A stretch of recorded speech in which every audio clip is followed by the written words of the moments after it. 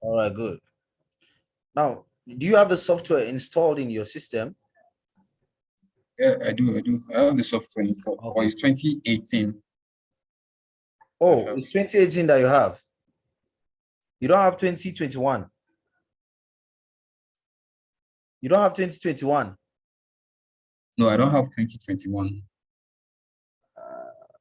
All right, I'll have to send you this 2021. I'll have to send you this 2021. 2018 is kind of old. In short, 2022 is available right now. So this is Protastructure software. Let me click on new. Now, sorry, what I'll do is I will close this. I think I will have to close this. Then I'll open up the software again.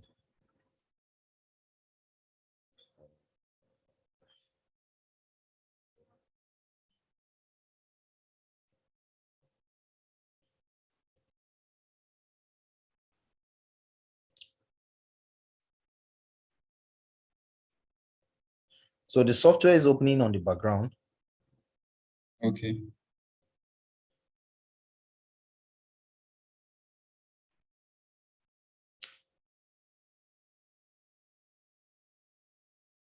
Seems like you didn't go to work today. You are No, at I'm work today. I'm in my office. I'm in the office. Oh, okay. I thought you are home.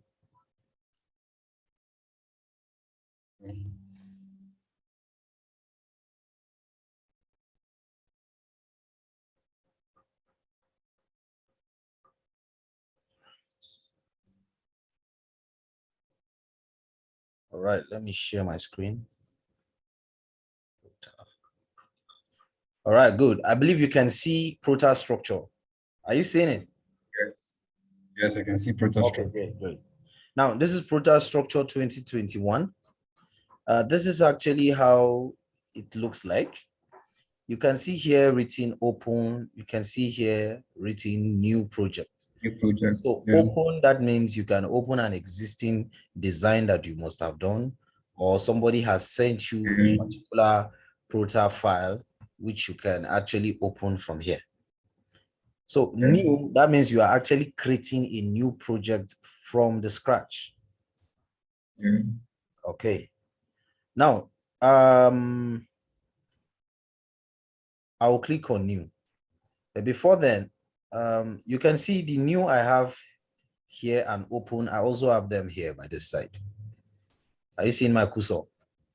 Yes. Okay, good. Now, if I click on this drop down, look at, I click here, you can see new project, open project, recent projects. These are the recent project I have done on this software. I have saved project, I can save as. That's, you're saving it in a different format, or you have options to save it in different formats. Then close project, save thumbnail. Thumbnail is like you capturing a particular part of the model as a thumbnail. Thumbnail like a picture. Yeah. Okay. All right. Now, if that is correct, achieve project, that is, you can zip your project. I can zip a particular file from Protastructure and I will send it to you as a zip file directly from the software. I don't have to export, or I don't have to zip it outside. From the software directly, I can zip any of this project, any of this that I have done already. So I can zip it and send them. You know, you can't send a folder. You cannot share a folder. I hope you know that. Yeah. So you have to zip it. So this has, from here you can zip, then you can load project from an archive file, from a zip file, okay? Then you can exit, that's to close. Browse project file. If you have so many projects, you can just search from this, your browse. Okay, if that is correct. The next thing here, I'm going to click on new projects. Now you can see different code of practice here. We have Brazil, we have Hong Kong, okay? We have Malaysia, we have Philippines, We are hoping that that of Nigeria will one day appear here. So you can see Singapore, you can see UK, BS8110, and then we have the Euro code. Yeah. I don't know. I always like to use BS8110. Yeah, same here. Yeah. Then project code is just you giving this project a name. You can say propose underscore, or you can use dash, or you can use at, whatever symbol you want to use. Okay. Okay. Yeah. I think at is not even going to work. That won't work. So I'll use underscore propose. You can say 2-bedroom, because shift does not work here. On this place, you cannot use the shift key. It will not, no, sorry, I'm supposed to tell you, not shift, rather, I mean space. You cannot use space. Space. Okay, if you try to Yeah, so you have to use an space, underscore.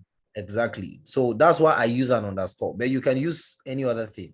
You can see it's telling you here what and what you can use. It's even giving you options of what you can use. Down here, you can see available characters that you can use as a means to space whatever you are writing. Okay, 2-bedroom, Yeah. or I can say 3-bedroom duplex. Duplex, for example. Okay. So today I'm going to give you like an overview of how the software actually works. It's more like me introducing you to the entire software, just giving you an overview of how Protastructure 2021 actually works. After this, I'm going to send you the setup so that you can have it on your system, and then you can follow whatever I'm doing. I'm already recording this. Okay. So you can go and watch again, and then you practicalize whatever I've done. All right, if that is correct, I have selected this, and then I want it like this. You can see here written templates. You have projects here. So templates. I'm on templates. If I click on project, it's going to show me all the existing or the previous designs I must have done using the software. You can see the list here. I've not actually done much here. So I'll come back to templates because I'm creating a new project, and then I'll click on OK.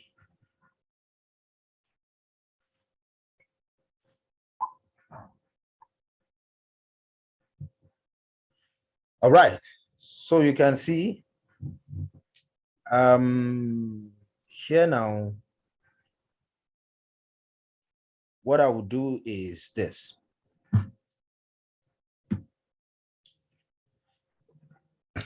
All right, here now you can see, if you come to building set out, like a tab, under this tab, you can see we have recent projects, open previous backups, save thumbnail. I've explained thumbnail. You can save as a thumbnail, save as, you know. Then we have match building models. So you can merge like 2 different building models that you must have done. You can merge them together in one particular window in Protastructure. Like you have done maybe a 4-bedroom duplex, and then this time around you are doing a 5-bedroom duplex separately. You can actually bring these 2 designs together in one particular window. You get what I'm saying? So you can match two building models together. Then you can link model manager together, IFC imports. This is, you can import as an IFC, you can import as a DXF format. The DXF format is the most common one, that you can export your file as a DXF file from AutoCAD software directly. Yeah. Yeah. So AutoCAD, you can also export as a DXF file. When you export it as DXF, AutoCAD actually recognizes that format in DXF format. and you can also import your file as a DXF format into Protastructure software. Okay, then you can import from Revit. I don't know if you have heard of Revit architecture, Revit. Now it's Revit. You've heard of Revit. Yeah, I've heard of Revit. I've heard of Revit. Then external reference drawing.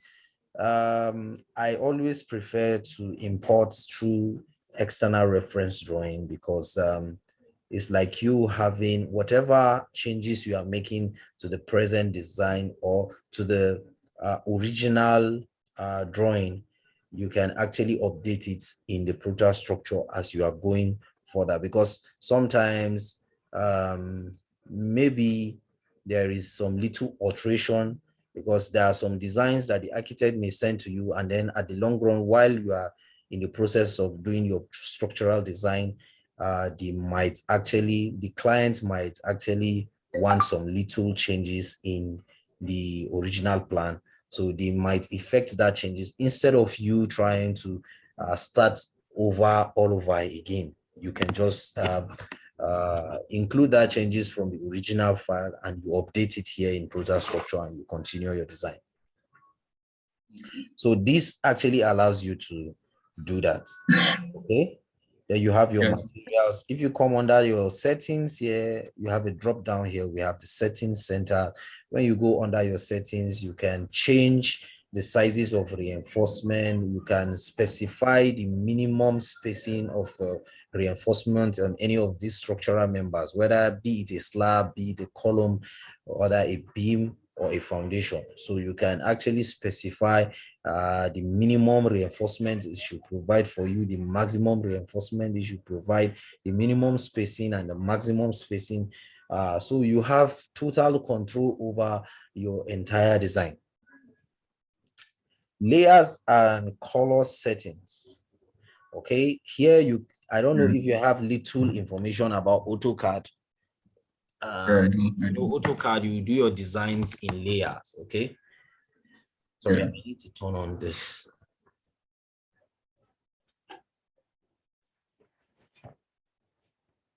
So in AutoCAD, you do in layers. So the same way here, your designs are also in layers. Automatically, it will place all your, it will create layers for you automatically by itself. So some of these layers are there, and then the colors, you can change the text height, the type of color, the type of the thickness of your lines, because all your structural detailings are represented with, all of them are lines. Okay, whether it is a cross section of your beam, you have your reinforcement, they are all represented with lines. Okay, then your slab, whatever. So whatever structural member, you can increase the thickness of your reinforcement there. You can change the type of line there and all of that. Okay, so you can do all that directly from your settings here. So you can have the settings by default in your system, whereby you just have them there permanently. Whenever you do your design, automatically it's going to come out that way based on how you have set it. Okay, so you can set all of that, your display settings. This will actually show you whenever there is a member. Okay, so you can see under your display here, you have grid, you have colors, we have object snap. Some of these tools are very much available also in your Protastructure. Object snap will actually allow you to be able to snap from any direction, whichever one you are actually turning on, or if you take off any of these object snap, can affect how when you are trying to do your modeling directly from the software. Okay, so object snap allows you to be able to snap, whether you are snapping from the center, whether you are picking from the edge, whether you are picking from wherever you are actually picking from, whether it is from the nearest point you are seeing. So it allows you all of that. So whichever one you actually turn off from here will affect your snap. So you may not be able to snap. If I take this off, I will not be able to pick from the center of any line, I will not be able to pick. So that is the essence of object snap. It works exactly just like the way it is in AutoCAD interface, in AutoCAD software rather. So your axis indicators at view edges, use SHX font. So you can turn off or turn on any of this for your graphics performance, but I like to leave that as default. All right. So if you come down to your modeling here, you have some common tools that you can use to achieve some of the things you actually want to achieve. You have polyline. Polyline helps you mostly when you are trying to, for example, to draw a particular shape of a slab, because there are slabs that come very irregular. So in order to achieve that, you may need a polyline to trace around that part of that particular slab based on how you have imported it. You are going to see it. I'm going to demonstrate all of that as we go further in the training. We have the cycle, we have the arc, we have the line. Okay, so because you have some of these structural members that come, even your beam, sometimes you can have a beam that comes in the shape of an arc. It's not like it comes straight. Yeah. So you may need a line, an arc line like this to be able to follow that part. So when you are inserting the beam structural member into that part, it will fit in proper. So it has some tools here that you can use. These are the tools that you can actually use to achieve some of those irregular shapes and all that you may want to do. And then you may want to actually do your modeling 100%, not really modeling, but your general arrangements directly from the software. Okay, you may want to do that. So in that case, some of these may help you. Even if you are importing, sometimes you may also need some of this in order for you to get it exactly as it is from the general arrangement, or from the, in order to suit the architectural drawing that was actually given to you by the architect. All right. So you can see we have different structural members here. We have column, we have wall. That's the shear wall. Okay, it's not a normal concrete block, or it's not a block wall. It is a reinforced concrete wall. Okay, so it's a shear wall, and then your beam, you have your slab, you have your rib slab, you have your slab strip. Protastructure has both reinforced concrete design. It also has the steel aspect of the design. Okay, so you can use Prota for both reinforced concrete and also for steel design. Slab opening, slab drop. Slab opening, as the name implies, you may have some openings sometimes in your slab. Okay, it depends on whatever the architect may want to actually achieve. Sometimes it could be aesthetics, or it could be for lightning, maybe natural lightning into the environment. Okay, so wall group and all that. We are actually going to go into all of this. If I click on this drop down, you can see a column. This column now is a steel member. This is not reinforced concrete. We have column, we have beam, we have trusses, we have poline, we have guards, we have brace, we have frame. Okay, so when we go into steel design, you're going to see how we are going to use all of that. Plane definition, you are going to see how we are definitely going to use plane definition as we go further into training. All right. Okay, a quick one. Let me show you this. Loadings, you can see we have load cases and combination. You have different loads. You have live load, dead loads, wind loads, okay, seismic loads. So all of these loadings, these are load combination, whichever kind of load you want to apply into your building. Okay, so all of that, you can see partition wall loads, slab additional loads.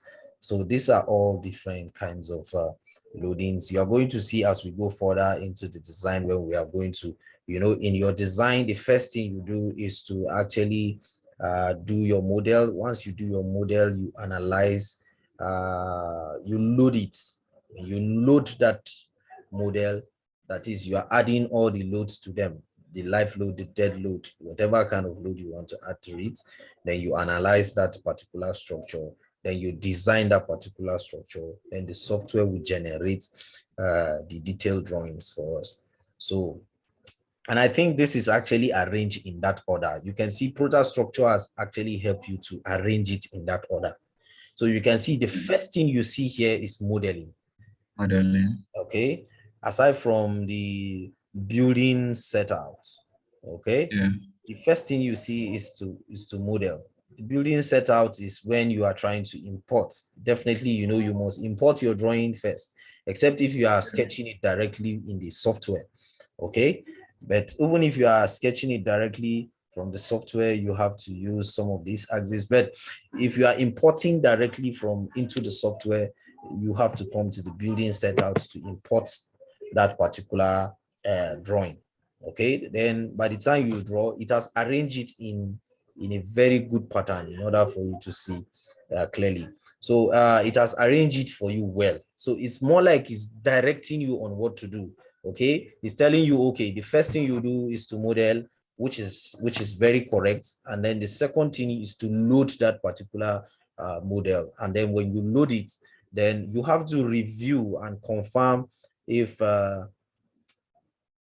you review. In reviewing, you are checking, okay, what reinforcement is do you want to use, because you have to review, okay, the reinforcement, the size of reinforcement.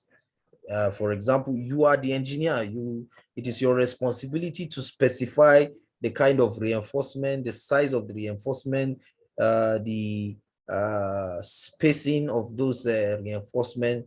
You are actually providing all of that in order for the software to help you analyze it and design it. Then once it does that, you confirm whether that structural member has passed or that structural member has failed. So in the case where the structural member fails, you now go back and change probably the size of the reinforcement, or you change the spacing of the reinforcement, or you change the cross-section of that structural member. So that's the essence of review. In your review, you are going to specify, the sizes of the reinforcement, the grade of concrete you want to use, the grade of steel you actually want to use, okay? Because you have characteristic strength of concrete, you have the characteristic strength of steel that you may want to use for your design. So all of this falls under review. If you go to your building model check, you can also check to see whether the building is stable or there are some structural members that are actually not really. It will definitely show you from the building model check if there is something wrong with a particular structural member based on how you have modeled it. You have not even done the design yet. It has not designed, you are just reviewing. That is why it is called review, just to review, to check, then analyze. By the time you review and you discover that your modeling is perfectly okay, there is no errors at all, then you can now analyze that structural member. By the time you analyze the structural member, then automatically the software will also analyze it for you. All you need is just to click. It's just a click. Once you click, it analyzes. Once you click, and then the moment you analyze, automatically it will generate the design for you. So it will generate the design that is under design. Then once it designs for you, automatically it will generate the detailed drawings for you. Okay, so if you come to BIM, building information model, you can actually export that model to an image format. You can export it to STL file. That's a 3D printer. Okay, you can export to a PDF. So you can export that, like it's a 3D model. You can export it to a PDF or to image. The advantage of this is you can export it in 3D and send to your client, in order for him to see how this structure, it gives 3D gives you a better picture of how the structural members are arranged. Although it will not, it will just give you a picture. Well, I'm going to go through all of that. You are going to see how we go through that. And another good thing about Protastructure is that you can see, you can integrate with this number of softwares. You can see SAP 2000, you can see eTabs, you can see Search OpenSys. Yeah. construct. So all of these, you can actually integrate them with the software. So I have explained this display. Virtual interrogation is just to tell you, it will show you by colors that, okay, there are structural members that are failing even before you go and by the time you analyze, it will just show you some of the structural members that are failed and all that. I'm going to show you all of that as we go further in the training. Okay. All right. So I'm going to do something very quick here. I'll come to model, for example, and I'll click on orthogonal axis generator. I always like to use this one, and I'll click anywhere around my window. So you can see here it's telling us label A, step 1, label 1, step 1. So is this label A is going to give me in the direction of, this is direction 1 axis, direction 2 axis. So this direction is going to be in form of A, B, C, D, up to Z if possible, if the project is very large. Okay. Then this one is going to be in form of 1, 2, 3, 4, 5, 6. Okay. Numerical, yeah. This one is alphabetical, okay? Vertical. Yeah. Then the axis, I am just going to assume some dimensions here, not like I'm working on any drawing. I just want to show you quickly something here. So let's say I have that spacing to be 3 meters interval to each other, and then I'll click on OK. So you can see what I have here. So you must always have your axis in order for you to start your design. So once there's no axis, you cannot insert any structural member where there is no axis. Just a minute, can I ask the question? Okay.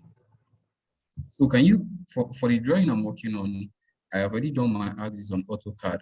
If I import using the Excel for it's not showing. No, I'm asking, will it show? Of course. Because I've not imported yet. Yeah, you can import it.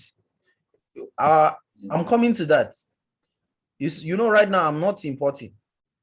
I'm just trying to just do a quick model directly from the software. Okay. Do you get? Yeah, I get. You can import, of course, which we are going to, we'll get to that point. So we have column here. And then once I click on column, you see this menu will actually pop up for you for column in order for you to impute the cross section of that column. Are you seeing that menu I'm talking about?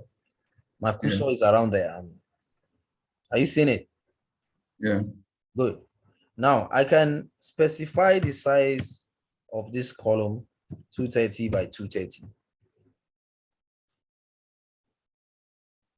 Sorry, this session will soon be over in 9 minutes time. So I may end this meeting at any time from now, any moment from now, and then I'll send you another link so that we'll continue from there. Okay, no problem. So you can see the cross section of the column. So all I will need to do is to place these columns around where I want them to be. So let me zoom. Now you can see the column 1C1 230 by 230. Are you seeing it? Yeah. That 1C1 means one column 1. Story 1, column 1. This one means story 1, column 2. Story 1, column 3. Are you seeing it? Story 1, column 4. Like that. So if I continue placing, so instead of even stressing myself doing all this, I can just highlight this way. You can see it has inserted the columns around where I have an intersection of two axes, where two axes intersect. That is why your architectural drawing, you must make sure you have your grid lines center to center, center to center. So even if the design comes without a grid line, when you are doing your general arrangement, make sure you make provision for your grid lines. I'm going to show you a practical one where I will be importing a drawing. Right now, I just want to give you an overview. So right now, if I come down to, okay, I have placed my columns. So if I click on beam right now, I'll just click on beam. You can see another menu for beam has appeared where I can impute the cross section of this beam. Yeah. So the breadth of the beam is the width of the beam, which is 230 that I'm using. Okay. Yeah. Then the depth of that beam, I want it to be 450. Okay. So I'll click here and drag and drop. I'll click here, drag, and I drop. I click here, I drag, and I drop.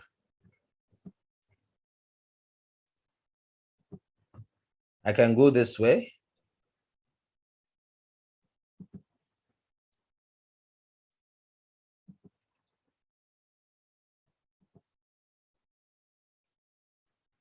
All right. So bear mind you, I did not specify the number of stories. Okay. Protastructure sees ground floor as ST1, which is story 1. First floor, ST2. I think I got a question like that where someone was confused. Yeah.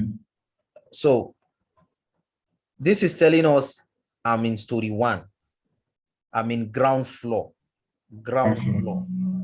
ST0 means foundation, is for foundation level. Okay. So if I click on the stories now and I right click, I can come to edit story. If I click on edit story right now, you can see here at the foundation depth, I can specify the depth of my foundation. So it depends on whatever depth you want to use. Okay. So there, I will advise you to get a reinforced concrete design book by Victor Oyenuga so that you have a deeper insight. You know, when you are going, the number of floors will determine how deeper the foundation is going to be like. Okay. So if you are going for 3-story, you are going for 5-story, the depth of the foundation will most likely increase. And again, we have different types of foundation. We have pad, we have strip, we have raft, we have pile, we have strap. Okay. So we have shallow, yeah, all those foundation falls under the shallow and then the deep foundation.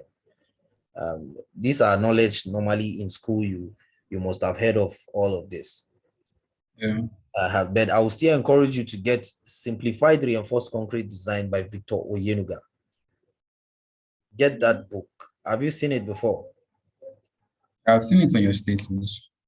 Please get it. It's very important.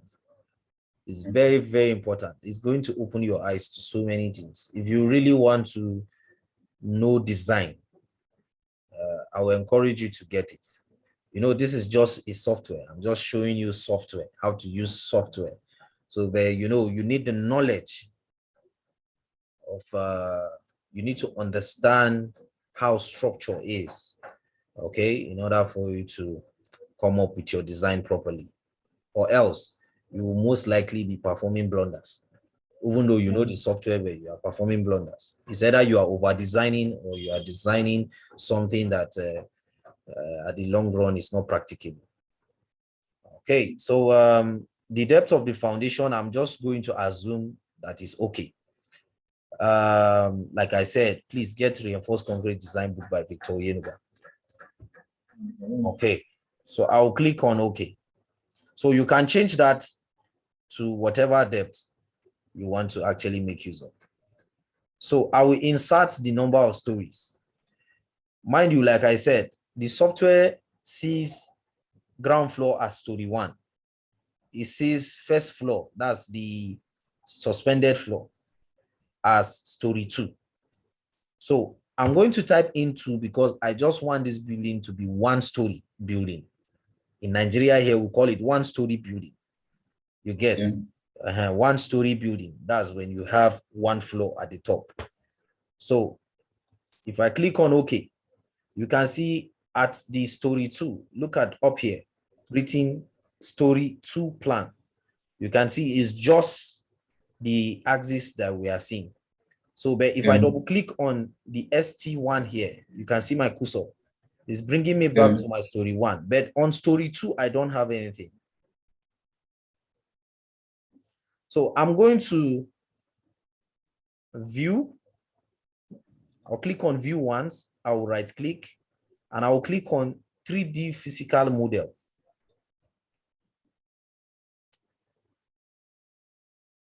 Now you can see the 3D of what I have done. If I click here, it's taking me back to story 2 plan.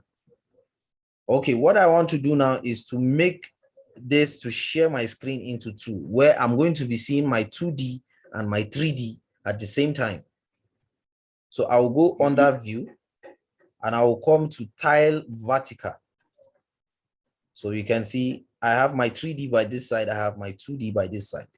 So if I double click on ST1, it brings me to the story 1.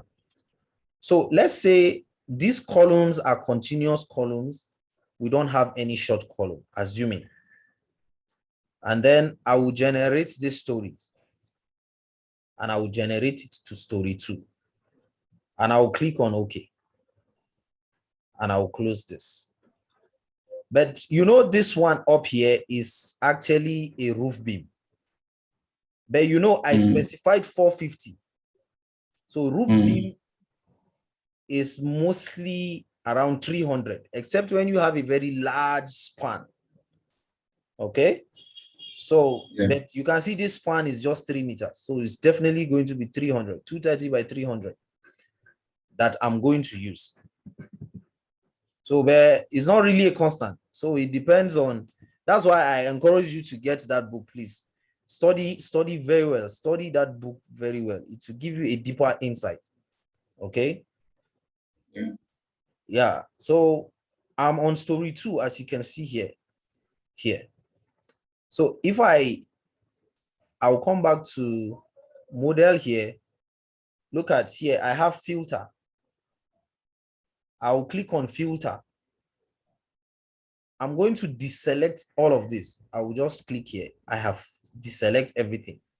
Then I will select just beam. Then I will highlight. It's going to pick just the beams alone on story 2. Then I will right click. Then I will go to properties. So I have to end this here. I will come back. I'm sending you another link right away.